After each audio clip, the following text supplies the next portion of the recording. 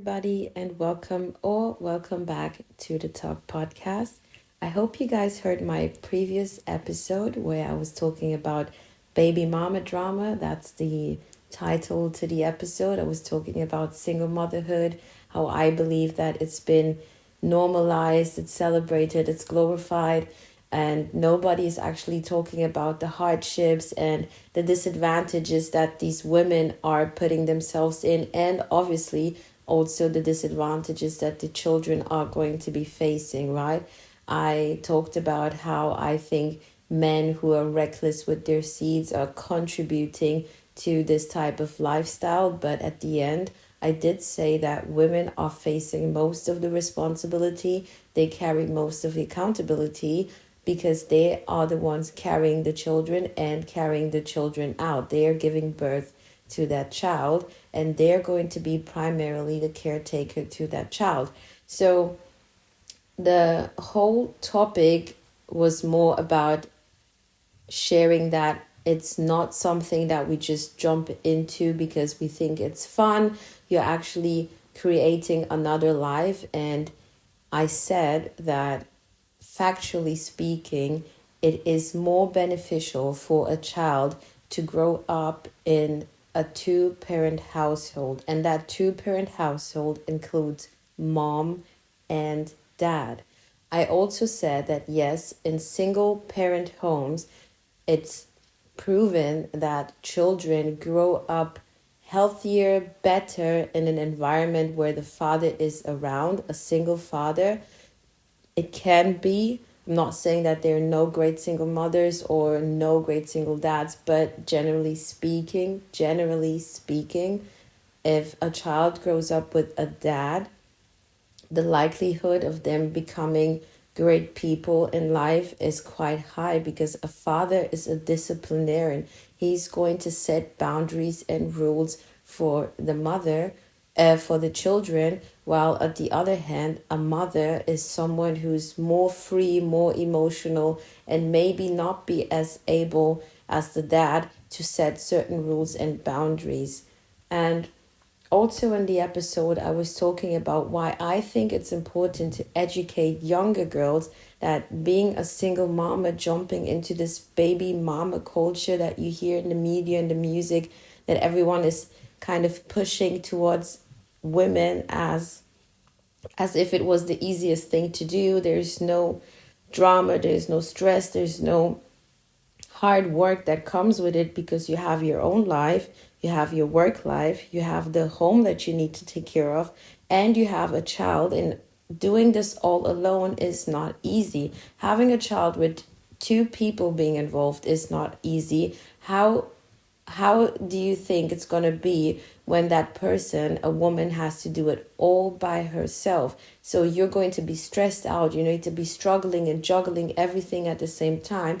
And that's going to be a disadvantage to that child and to yourself. So my whole message was that people who do know better, the older people, should actually talk to the younger people and educate each other about, look, if you take this certain step, these are the outcomes, this is how it's going to be, instead of sugarcoating everything and making it seem easy and fun and lovey-dovey. Nobody is saying that your child is a mistake, but the situation that you chose to get that child in, that was possibly a mistake. If you slept with someone without having protection, that goes for the woman and the man, but you're the one who's going to carry that child out, so you're facing more of the responsibility. Having relations with someone you're not in a committed relationship with, it's going to come with certain consequences. All those things should actually be common sense. And I don't know how many times I said, this is not to bash anyone. I'm actually doing and saying this because I do care for women. And this is one thing that's kind of hard for me to understand. We always sell this idea to each other, women supporting women, sisterhood here and there, but it's the same women that would rather keep other women in hardships, in delusion, instead of telling them the truth. And I know that just decades ago, our mothers, our aunties, our older sisters would sit us down and tell us, look, you're not going to slide this way, you're not going to move this way, because the consequences that you're going to face are not going to be beneficial for you or the child, right? That should just be common understanding. And if you ask children who come from a single motherhood or single parenthood, they will tell you, yes, they were lacking in certain areas. They were missing the other parent, right? So this just to give you a general idea of what the previous episode was about.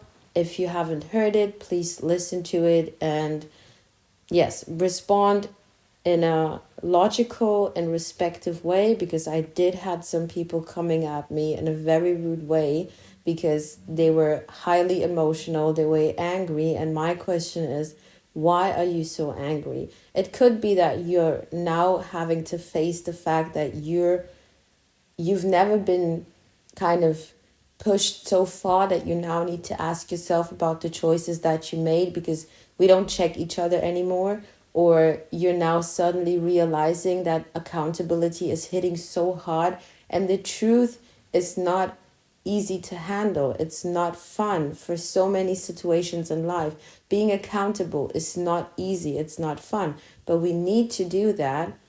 We need to take personal accountability so we can move forward, or at least we can tell the younger ones, look, I made this experience. It wasn't easy. It wasn't the best for me. I would advise you not to do it. At the end, everyone has their own choices to make. That's just one thing, right?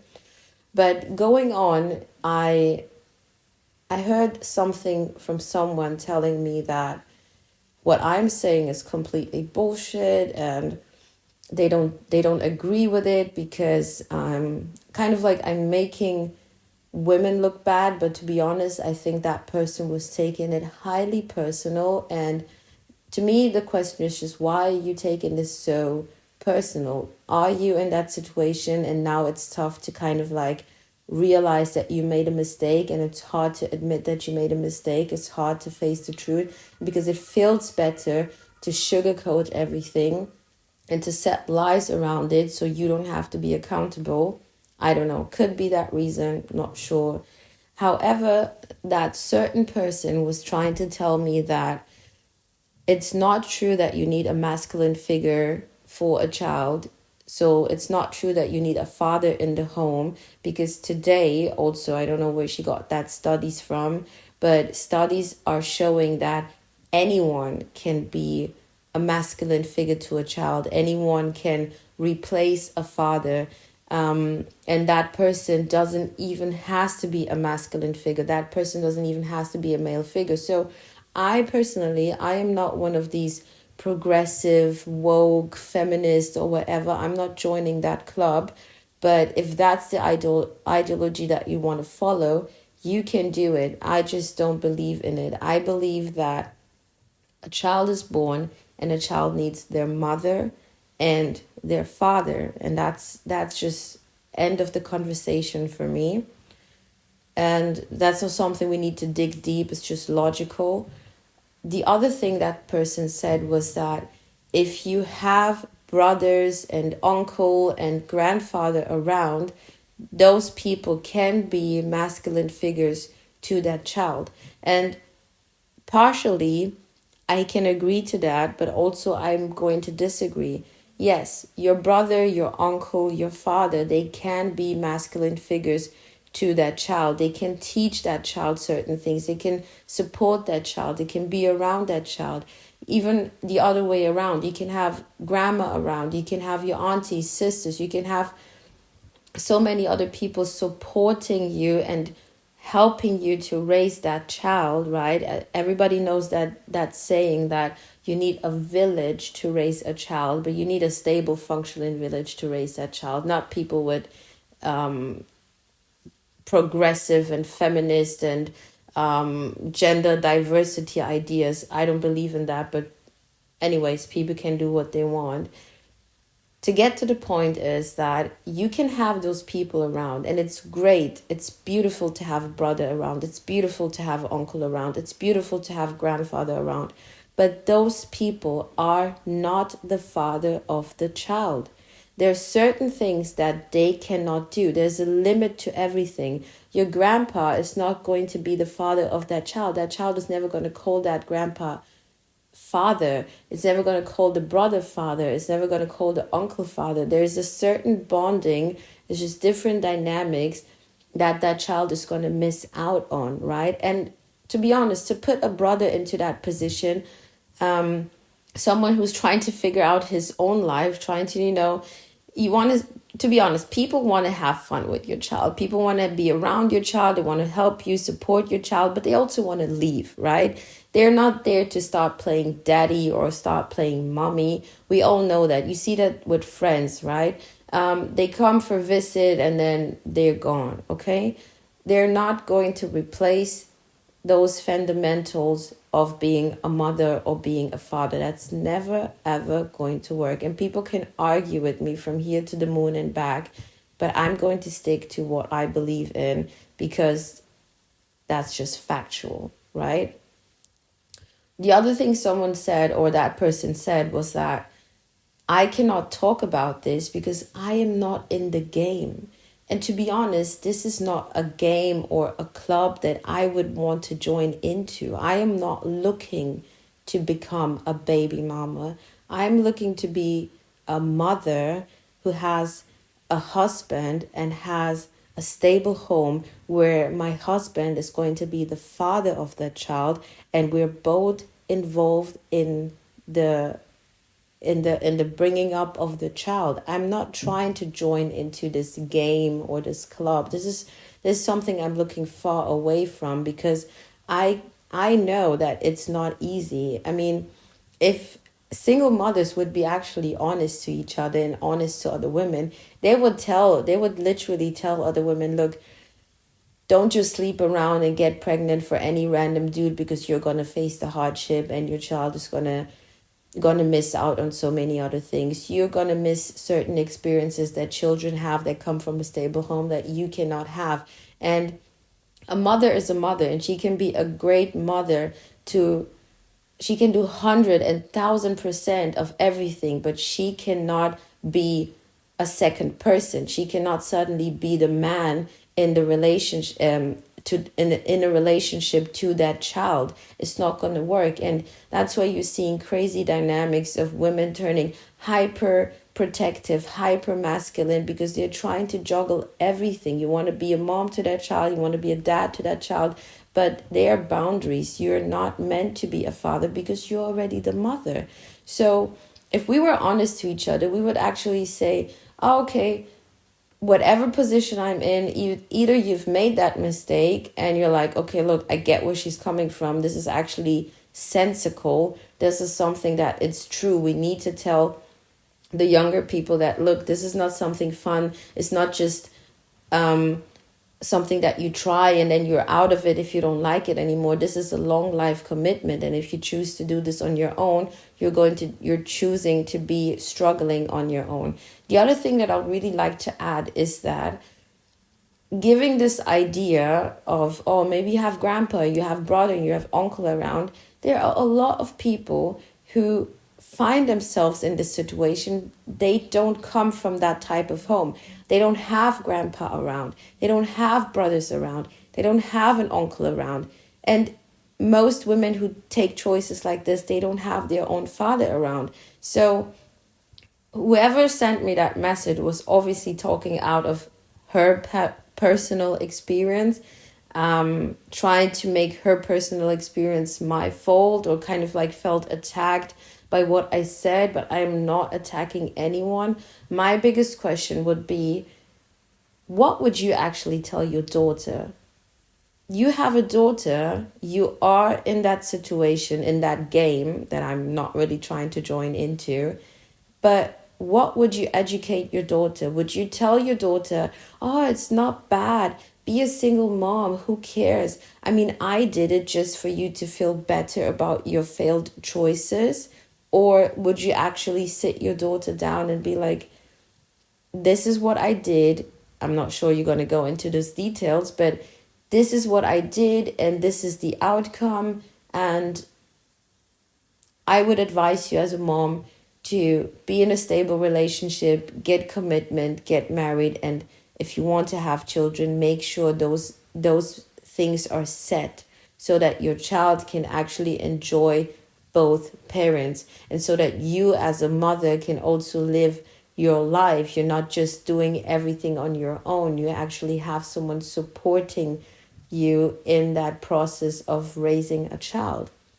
That's all I have to say to this. Like, I'm doing this because I want to help people out there who don't have someone to talk to, who have never thought about this from a different perspective, even though intrinsically we do know what is right or wrong. We tend to do certain things and it goes wrong. Life happens, right?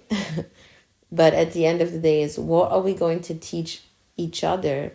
Are you rather going to lie about your situation and the choices you made so you feel good about it and you don't have to be held accountable?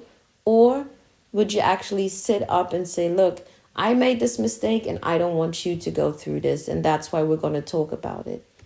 However, I don't think that I need to be a mother right now to be able to talk on something like this. That's common sense. And you can even see it with small baby, like with girls, right? 3 to 7 years old, when they start playing with their dolls, they start playing with their dolls and they would set up a situation where there's mom and there's dad and there's the teddy bear and the baby needs to be fed and the baby needs to be taken care of, and dad is going to do his part, and mom is going to do her part, because certain things in life are intrinsic, certain things in life are logical. We know this, but sometimes certain people choose to do it otherwise and are not happy with the outcome, but don't want to be held accountable, don't want to make a change, and rather sugarcoat their situation and sell the lie to other people. So, whoever is hearing this, really listen to the previous episode and ask yourself, what are you willing to teach your child? What are you willing to teach your younger siblings, your cousins, your friends around you? Because if I was someone that you know and you're coming at me with that situation, that I'm not in the game and I shouldn't talk about this because I'm not a single mother and this, that, and the third, I'm not looking to be a single mother, what would you actually advise me as someone that you know? Would you tell me, you're talking down on me, it's not that bad to be a single mother, it's all about me, me, me? Or would you say, hey, you know what? You're right, this is tough, and if I were you and you haven't done that, you haven't made that step, you haven't made that decision, I would advise you to do it otherwise than I did. Anyways, guys, I hope you enjoy. Have a good one.